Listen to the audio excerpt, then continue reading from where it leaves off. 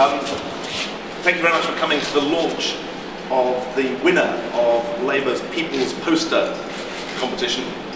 We've had over 1,000 people responding to our appeal that artistic talent be deployed, preferably in a humorous fashion, to make the case for a Labour government. And Jacob Quagliozzi here has won our competition. He was born in 1986, but he still, as you will see from the poster, has a vivid memory of the 1980s.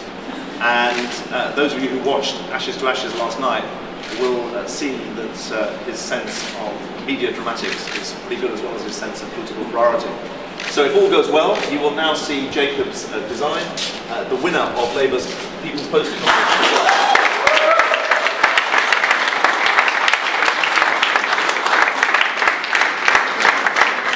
What has changed since the 1980s. And the reason we're talking about the 1980s is that, as you can see, the winner of the Labour Party People's Poster competition makes a very simple point. Don't let him take Britain back to the 1980s. The designer is Jacob here. Jacob was born in 1986, and he was one of over 1,000 people who came in, who sent in, who photoshopped his application to win the People's Poster competition. Unlike the Tories, we can't use Lord Ashcroft's money to give people rewards for the contributions they made to the campaign, but we can thank him very much. The first election that I voted in was in 1987, and Britain is a very different country today than it was in 1987. In 1987, there was no minimum wage. The number of apprentices was declining as manufacturing industry was decimated. The assumptions that people have about the education that's provided, both for 3- and 4-year-olds right through to higher education, was very different as well. 15 to 20% of the population went into higher education, rather than the 40 to 45% who do at the moment. So it was a very different Britain. It was a meaner, more brutal Britain in the 1980s than it is today. And David Cameron joined the Conservative Party in the 1980s because he admired so much what Mrs. Thatcher was doing to Britain. I joined, Ed joined, we joined the Labour Party in the 1980s because we hated what she was doing to Britain.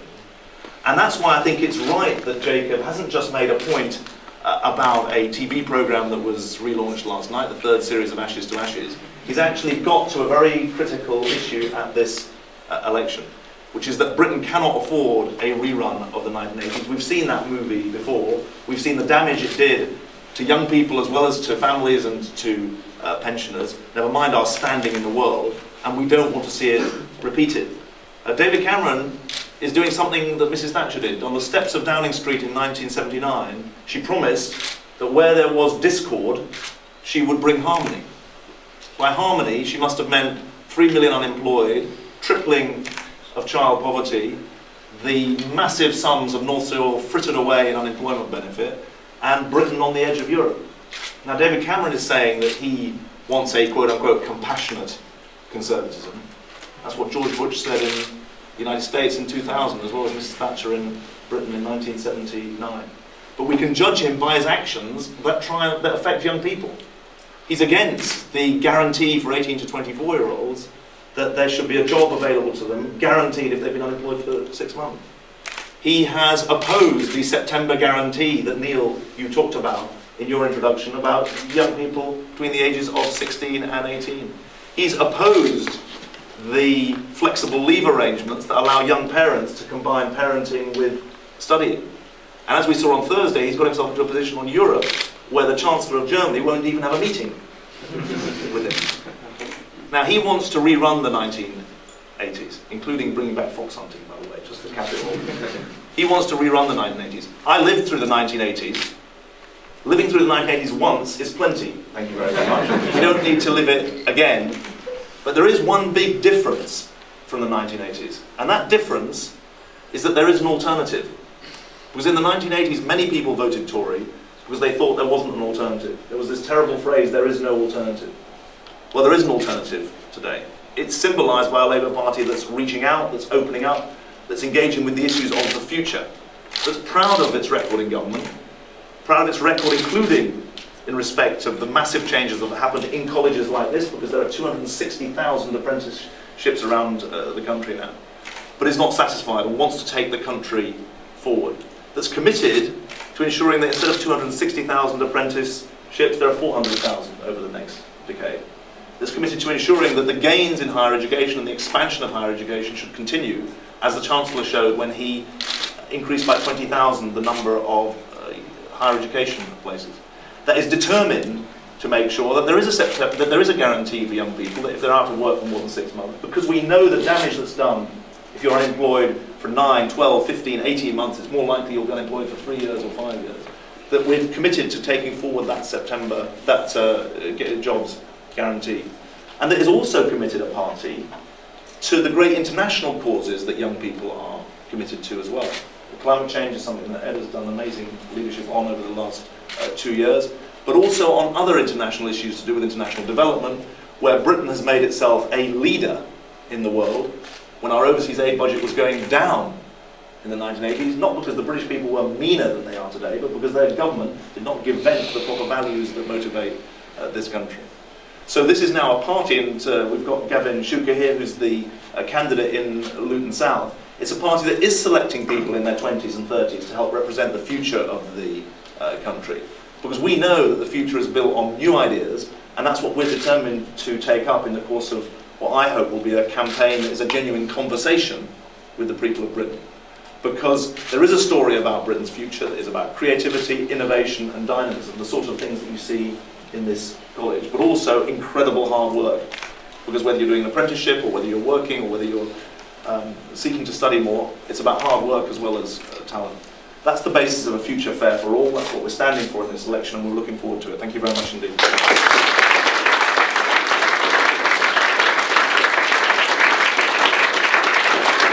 And to have a campaign event organised specially is very nice of you. David's set out the choices at this general election. And the first thing I want to say is how important it is that young people participate in politics. Because there are big choices depending on who gets into power. And part of the mission that David and I will have at this election is persuading young people to engage in politics. Politics can be very off-putting for many people, but there are big issues on the ballot. Big issues around my area of climate change, big issues around jobs and training, which David talked about, big issues around education. And we want young people to engage in these issues, and we want to have a conversation with young people about those issues and the choices that there are at this election. And the reason why Jacob's poster is so powerful, and the reason why it sends such an important message, is that there is a big ideological choice at this general election. And David was slightly older than me in the 1980s, I'm sorry to point that out, but I remember the 1980s as well.